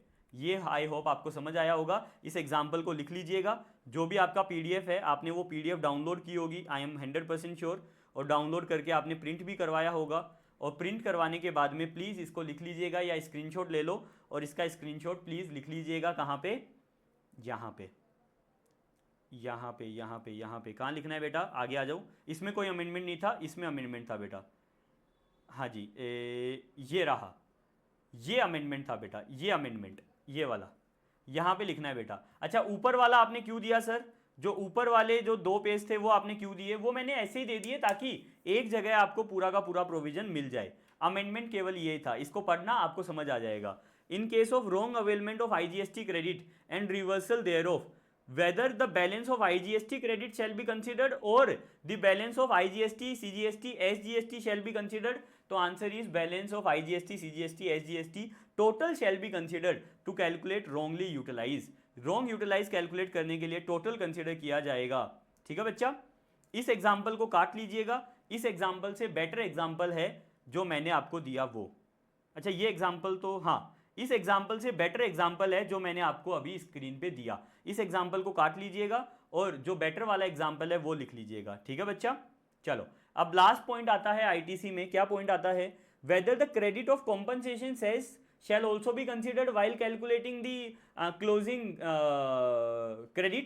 क्लोजिंग क्रेडिट कैलकुलेट करने के लिए जो हमने ये क्लोजिंग क्रेडिट कैलकुलेट किया था ना बेटा, ये क्लोजिंग क्रेडिट कैलकुलेट करने के लिए क्या कॉम्पनसेशन सेस को भी कंसीडर करना है? Answer is no. Compensation cess को इसलिए कंसीडर नहीं करना है क्योंकि कॉम्पनसेशन सेस का जो क्रेडिट है वो केवल कॉम्पनसेशन सेस से ही मिलता है, इसलिए कॉम्पनसेशन सेस को कंसीडर नहीं करना है। चलो जी आगे चलते हैं बेटा टीडीएस चैप्टर में। टीडीएस चैप्टर में क्या अमेंडमेंट है? जो टीडीएस चैप्टर था सेक्शन नंबर 51, वहां पे जो डिडक्टर का डेफिनेशन था, उस डिडक्टर के डेफिनेशन में एक क्लोज डी ऐड हो गया। सर क्लोज डी के अंदर एक क्लैरिफिकेशन नोटिफिकेशन था, उस नोटिफिकेशन के अंदर एक क्लोज डी ऐड कर दिया है कि अगर आप रजिस्टर्ड पर्सन रिसीव कर रहा है supply from metal scrap owner from other registered person, अगर रजिस्टर्ड पर्सन रिसीव कर रहा है metal scrap from other registered person, तो उसको भी टीडीएस करना होगा जो रजिस्टर्ड पर्सन है उसका। तो मतलब कि मान लीजिए ये मिस्टर एक्स है, ये मिस्टर वाई है। मिस्टर एक्स जो है वो मिस्टर वाई से मेटल स्क्रैप लेते हैं, मेटल स्क्रैप लेते हैं और दोनों बेटा रजिस्टर्ड है, ये भी रजिस्टर्ड है, ये भी रजिस्टर्ड है। तो सर मेटल स्क्रैप की जब पेमेंट करेंगे, मान लो 5 लाख की पेमेंट कर रहे हैं, तो जो 5 लाख की पेमेंट करेंगे इसमें से 2% का क्या होगा बेटा? टीडीएस। जो टीडीएस होता है वो विदाउट जीएसटी पे होता है, विदाउट जीएसटी। तो जो 5 लाख की पेमेंट है इस पे 2% का टीडीएस करना पड़ेगा किसको? मिस्टर एक्स को। तो सर ये एक छोटा सा अमेंडमेंट आया है मुझे एग्जाम पॉइंट ऑफ व्यू से इतना रेलिवेंट तो नहीं लगता है, फिर भी देख लेना। तो sir registered person receiving supplies of metal scrap from other registered person, तो अगर एक रजिस्टर्ड पर्सन से मेटल स्क्रैप रिसीव कर रहा है तो उसको टीडीएस करना पड़ेगा 1%, यानी टोटल 2% का टीडीएस होगा। सर यहाँ पे ऐसे पर्सन जिनको टीडीएस नहीं करना, वहां पे एक छोटी सी अमेंडमेंट आई है। तो सर जो भी पीएसओ को सप्लाई कर रहे हैं उनको टीडीएस नहीं करना है। एंड अगर कोई भी पर्सन, जितना मैं हाईलाइट कर रहा हूं केवल इतना, कोई भी पर्सन अगर आपस में सप्लाई कर रहा है, जितना मैं हाईलाइट कर रहा हूं केवल उतना ही पढ़ेंगे, अगर ये लोग आपस में सप्लाई कर रहे हैं तो भी इनको टीडीएस नहीं करना, केवल इतना, जितना मैंने हाईलाइट किया केवल इतना। मतलब कि अगर एक सेंट्रल गवर्नमेंट डिपार्टमेंट दूसरे सेंट्रल गवर्नमेंट डिपार्टमेंट को दे रहा है, टीडीएस नहीं करना। एक गवर्नमेंट एजेंसी लोकल अथॉरिटी को दे रही है, टीडीएस नहीं करना। Local authority central government department को दे रही है, टीडीएस नहीं करना। तो सर ये आपका टीडीएस से बाहर है, लेकिन ये जो डी पॉइंट आया है इस पे टीडीएस होगा। अगर ये डी पॉइंट वाला किसी से सर्विस लेता है तो इसको टीडीएस करना पड़ेगा। अगर डी पॉइंट वाला किसी से सर्विस लेता है, गुड्स लेता है, तो उसको टीडीएस करना पड़ेगा। तो सर ये कि छोटा सा अमेंडमेंट आ गया कि सब लोगों को टीडीएस एग्जेम्प्ट है, लेकिन जो क्लोज डी ऑफ नोटिफिकेशन वाला है, उसको बाहर नहीं किया। उसको बाहर नहीं करने का मतलब उसको टीडीएस करना होगा। अब आते हैं बेटा अगली अमेंडमेंट पे, टीसीएस। सर टीसीएस में पहले जो रेट था वो था 0.5 या फिर 1। आईजीएसटी के केस में 1 था, सीजीएसटी और एसजीएसटी के केस में 0.5 था। अब इसको रिड्यूस कर दिया गया है 0.25 और 0.5। ठीक है बच्चा, तो ये नई रेट आपको समझ आ गई होगी। सर टीसीएस की रेट कम कर दी गई है, जस्ट हाफ। ठीक है बच्चा, चलो जी आगे चलते हैं। अगला चैप्टर है, last chapter, return filing. Sir return filing में मैंने आपको जैसा बताया एक नई रिटर्न आई है, उस नई रिटर्न के बारे में पढ़ेंगे। उससे पहले एक अलग अमेंडमेंट है। सर आप लोगों को पता था कि जीएसटीआर 1 में जो हम डिटेल देते हैं, अगर वो B2C सप्लाई है तो B2C सप्लाई के केस में आपको पता होगा कि अगर इंटर स्टेट सप्लाई आपने की B2C यानी कस्टमर को, तो इनवॉइस वैल्यू 2.5 लाख से ऊपर अगर हो तो आपको इनवॉइस वाइज देना होता था, और अगर इनवॉइस वैल्यू 2.5 लाख या उससे कम है तो आप स्टेट वाइज कंसोलिडेट देते थे डिटेल। यानी कि अगर आपका B2C सप्लाई है, इंटर स्टेट है, और इनवॉइस की वैल्यू 2.5 लाख या उससे कम है, 2.5 लाख या उससे कम है, करेक्ट, 2.5 लाख या उससे कम है, तो आपको स्टेट वाइज कंसोलिडेट करके देना होता था डिटेल। अगर 2.5 लाख से ऊपर है तो आपको इनवॉइस वाइज डिटेल देनी होती थी। अब वो 2.5 लाख की अमाउंट घट के हो गई है 1 लाख। जो 2.5 लाख की अमाउंट थी उसको घटा के कर दिया है 1 लाख। यानी कि अगर 1 लाख से ऊपर की इनवॉइस है तो आपको इनवॉइस वाइज डिटेल देनी होगी जीएसटीआर 1 में। अगर 1 लाख या उससे नीचे की डिटेल है तो स्टेट वाइज कंसोलिडेटेड डिटेल देनी होगी। चले जी, इसके बाद में एक बेटा नई रिटर्न आई है जीएसटीआर 1A। 2 मिनट का ब्रेक लेंगे, पानी पिएंगे। एक नई रिटर्न आई है जीएसटीआर 1A, बहुत ही प्यारी रिटर्न है बेटा, इसके बारे में जरूर समझ के जाइएगा, एग्जाम में इसके ऊपर क्वेश्चन आएगा।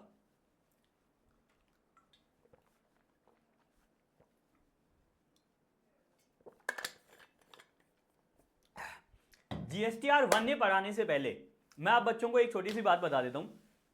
हमने जितने भी हक से सीए पे कोर्सेज थे मई 25 के लिए, हमने उन कोर्सेज को पहले ऑलरेडी वो 50% ऑफ पे थे और 50% ऑफ कर दिया। ऑलरेडी वो 50% ऑफ पे ही मैं देता हूं और मैंने 50% ऑफ कर दिया। ऑलमोस्ट नेग्लिजिबल प्राइस पे मैं आप लोगों को कंप्लीट बैच अवेलेबल करा रहा हूं। सर क्यों अवेलेबल करा रहे हो? ताकि वो बच्चे जिनका कोई भी टॉपिक अनप्रिपेयर्ड है, मान लो पीजीबीपी अनप्रिपेयर्ड है, मान लो एग्जम्पशन अंडर जीएसटी अनप्रिपेयर्ड है, तो जो भी टॉपिक प्रिपेयर नहीं हुआ है उस टॉपिक को, उस चैप्टर को आप प्रिपेयर कर सकें। इंडेक्स भी है उसमें, कौन सा टॉपिक किस मिनट पे मैंने पढ़ाया है। तो जो टॉपिक, जो चैप्टर आपका प्रिपेयर नहीं हुआ है उसको आप प्रिपेयर कर सकें। अगर आपको ये बैच एनरोल करने हैं तो आप www.huxaca.com पे जाइए। बैच आपको मिलेंगे अब की बार आखिरी बार के नाम से आपको बैच मिलेंगे। इन बैचेस को आप एनरोल कीजिए ताकि आप लोगों को जो भी टॉपिक अभी प्रिपेयर नहीं हुआ है वो आप प्रिपेयर कर सकें। अगर आप ऐसे स्टूडेंट हैं जिन्होंने टॉपिक प्रिपेयर कर लिए हैं, जिनको कॉन्सेप्ट आते हैं, तो आप बच्चों के लिए हम लेके आए हैं लाइव टेस्ट सीरीज जो कि 3 अप्रैल से स्टार्ट होने वाली है, जो कि हर चैप्टर का हम लाइव टेस्ट लेंगे। अगर आप 3 अप्रैल से पहले देख रहे हैं तो फटाफट से एनरोल कर लीजिए। 3 अप्रैल के बाद भी देख रहे हैं तो डोंट वरी, आप कब जब भी देखेंगे तब आप एनरोल कर लीजिए, आपको टेस्ट मिल जाने वाले हैं बैच के अंदर। उसमें खास बात क्या है सर? खास बात यह है कि हम लाइव टेस्ट लेंगे आपका, लाइव टेस्ट के साथ में हम आपको गाइड करेंगे कि आपने कहां गलती की, कितना लिखना है, कितना नहीं लिखना, कौन सा टॉपिक लिखना ही पड़ेगा, कौन सा प्रोविजन अवॉइड कर सकते हैं, एग्जाम में लिखना कैसे होता है, टेबल बनानी है कि नहीं बनानी, कम से कम टाइम में बढ़िया सा बढ़िया आंसर कैसे प्रेजेंट करें, ये और भी बहुत सारी बातें, इन सब बातों के बारे में डिस्कशन होगा उस लाइव टेस्ट सीरीज में। अगर आपका कोई लाइव टेस्ट मिस हो जाता है तो जो वो गाइडेंस का वीडियो मैं आपको बता रहा हूं, जो कि लगभग 15 से 20 मिनट या आधे घंटे का होगा पर चैप्टर पर टेस्ट, वो वीडियो आपको रिकॉर्डेड फॉर्मेट में मिल जाएगा बैच के अंदर। तो अगर आप लाइव टेस्ट मिस कर देते हैं तो आपको रिकॉर्डिंग मिल जाएगी, लाइव टेस्ट दे सकते हैं तो बहुत ही बढ़िया। सर उसका जो स्केड्यूल है वो बैच के अंदर अपलोड कर दिया गया है कि कौन से दिन कौन सा पेपर होगा, तो जाइए फटाफट से हक से सीए पे आप अब की बार आखिरी बार डीटी एंड जीएसटी का जो टेस्ट सीरीज है वो फटाफट से एनरोल कीजिए, बिफोर इट्स टू लेट, फटाफट से आ जाइए, ताकि आप लोगों को जो एग्जाम फोबिया है, अगर आपको लगता है कि सर मुझे कॉन्सेप्ट तो आते हैं लेकिन एग्जाम में मैं लिख नहीं पाता, तो आप लोगों के लिए वो टेस्ट सीरीज बहुत ही प्यारी होने वाली है। फटाफट से जाइएगा, वो टेस्ट सीरीज जरूर एनरोल कीजिएगा।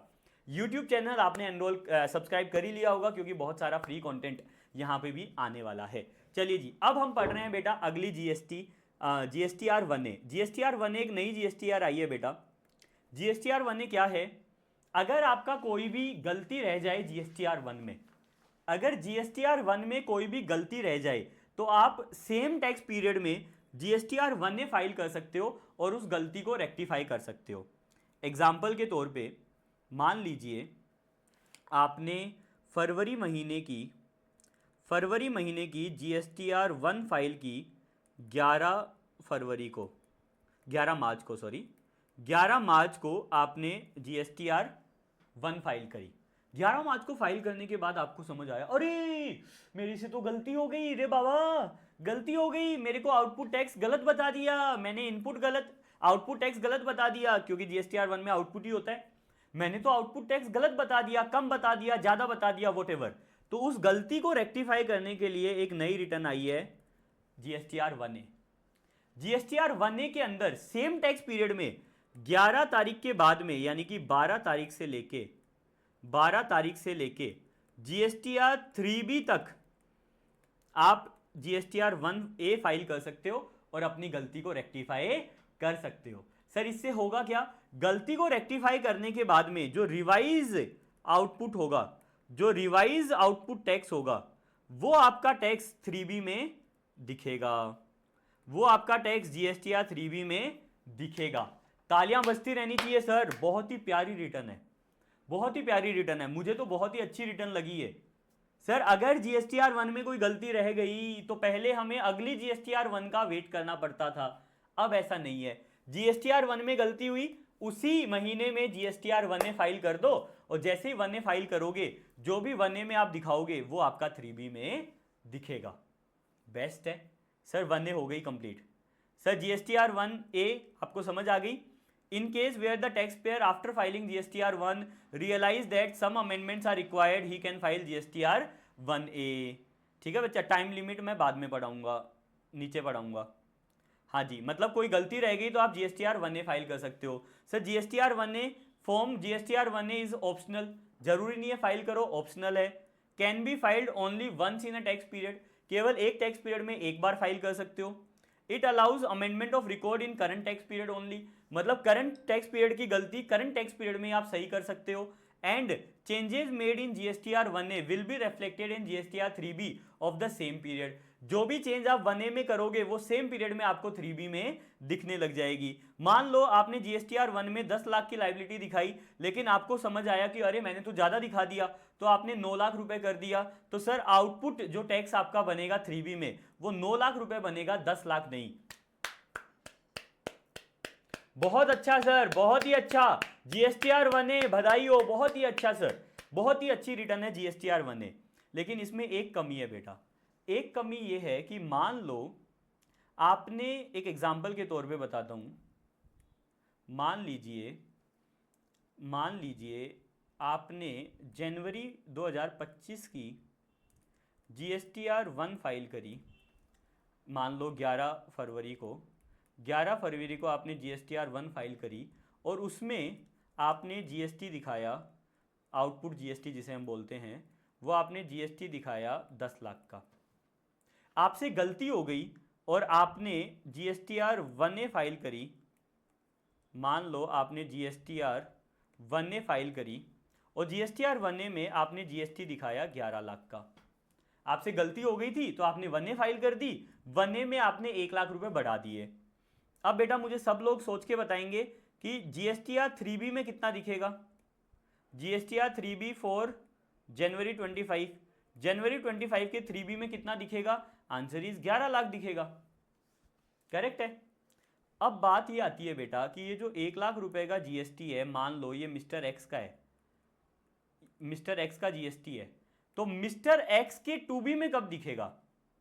मिस्टर एक्स मतलब रेसिपिएंट, तो रेसिपिएंट के GSTR 2B में कब दिखेगा? ऑप्शन नंबर 1 जनवरी महीने की 2B में दिख जाएगा, यानी कि फरवरी महीने में दिख जाएगा। Option number 2, sir option number 1 क्या बताया मैंने?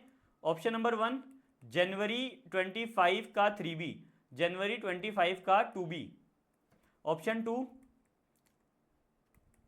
फरवरी 25 का 2B, फरवरी 25 का 2B। कौन से 2B में दिखेगा? सर जनवरी का 2B कब आता है? जनवरी का 2B आता है 14 फरवरी को और फरवरी का 2B आता है 14 मार्च को। बताओ कौन से 2B में दिखेगा? आंसर इज मार्च के 2B में, मतलब फरवरी के 2B में, फरवरी के 2B में दिखेगा। यानी कि जो GSTR 1 में चेंजेस करते हैं GSTR 1A में, वो चेंजेस 3B में तो तब की तभी दिख जाते हैं, लेकिन अगले वाले की 2B में अगले महीने में दिखते हैं, सेम महीने में नहीं दिखते। ठीक है बच्चा, चलिए जी, ये मैंने आपको पढ़ा दिया है, एक बार रीड कर लीजिएगा, आपको समझ आ जाएगा। ठीक है बच्चा, चलिए जी, GSTR 1A जो है वो इलेक्ट्रॉनिकली फाइल कर सकते हैं केवल।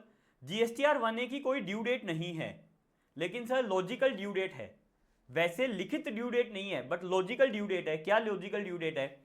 GSTR 1A आप फाइल कर सकते हो जब आपने GSTR 1 फाइल की उसके अगले दिन से, या फिर जब आपकी GSTR 1 की ड्यू डेट थी विच एवर इज लेटर, उसके अगले दिन से लेके जब तक आप GSTR 3B फाइल ना करो तब तक आप GSTR 1A फाइल कर सकते हो। एग्जाम्पल के तौर पे मैंने एग्जाम्पल लिखाया भी होगा, ये रहा एग्जाम्पल।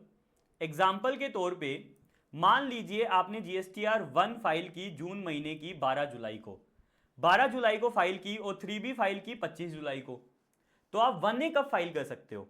तो 1A फाइल कर सकते हैं बेटा 12 जुलाई से, यानी जिस दिन आपने GSTR 1 फाइल की उसी दिन से 25 जुलाई से पहले पहले, 1 फाइल की उस दिन से लेके 25 जुलाई से पहले पहले आप 1A फाइल कर सकते हो।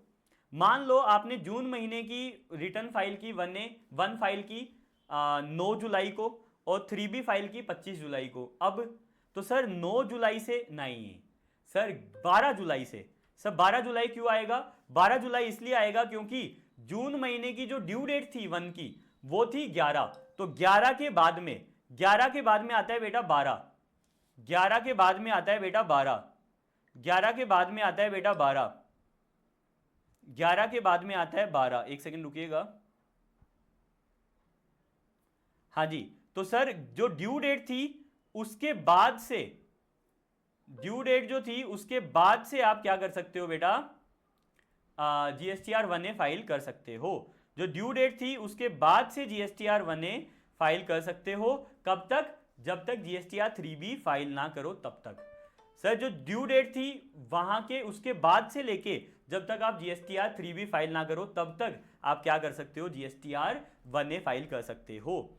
सिमिलरली बेटा मान लो GSTR 1A Q2 की आपने फाइल की 15 अक्टूबर को और 3B फाइल की 26 अक्टूबर को, तो आप GSTR 1A कब फाइल कर सकते हो? 15 अक्टूबर से लेके 26 अक्टूबर तक। लेकिन बेटा अगर इसमें इस 15 की जगह अगर मैं 11 कर दूं तो बच्चा आपको याद होना चाहिए कि क्वार्टरली फाइलिंग की ड्यू डेट होती है 13, तो 13 के बाद में आता है 14, तो यहां पे आता बेटा 14 अक्टूबर से आप 1A फाइल कर सकते हो। तो मतलब कि सर इन शॉर्ट प्रोविजन क्या हो गया? प्रोविजन ये हो गया कि जिस दिन आपने GSTR 1 फाइल की या जिस दिन आपकी ड्यू डेट थी whichever is later, due date थी या एक्चुअल डेट थी, विच एवर इज लेटर से लेके एक्चुअल GSTR 3B तक आप 1A फाइल कर सकते हो। सर क्वार्टरली में भी बिल्कुल सेम है, जब क्वार्टर की ड्यू डेट थी या तो तब, या actual filing whichever is later से लेके जब आपका 3B फाइल होगा तब तक आप GSTR 1A फाइल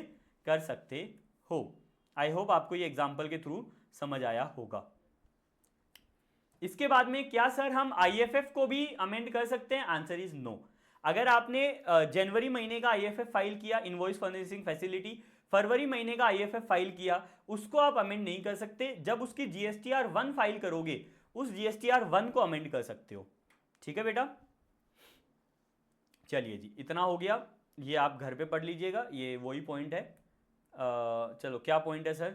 हाँ ये पॉइंट इंपॉर्टेंट है बेटा। ये पॉइंट क्या है, अगर आपको GSTR 1 में गलती हो गई और आपने गलत GSTIN नंबर डाल दिया, मतलब रेसिपिएंट का GST नंबर ही गलत डाल दिया।